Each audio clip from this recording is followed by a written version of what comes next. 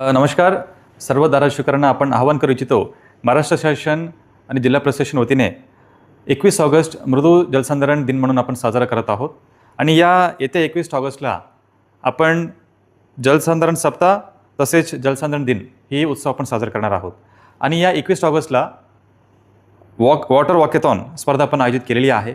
आणि या वॉटर वॉकेथॉनमध्ये सर्व धाराशिवकरांना, युवकांना, युवतीयांना, विद्यार्थ्यांना, NGOचे प्रतिनिधी, लोकप्रतिनिधी, सर्व नागरिकांना आपण आवाहन करू इच्छितो की आपण पहाटे 6 पासून वॉकेथॉनची स्पर्धा आपण सुरू करणार आहोत.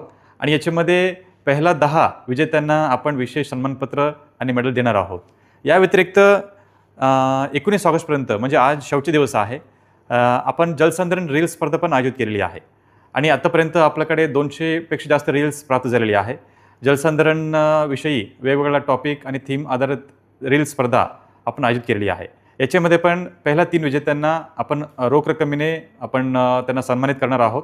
पहिलं बक्षीस 25,000 यांना मिळणार आहे. आणि तसं फर्स्ट टॉप 3 विजेत्यांना आपण जलदूत म्हणून एक आपण त्यांना सन्मान करणार आहोत. सर्टिफिकेट आणि मेडल पण आपण देणार आहोत.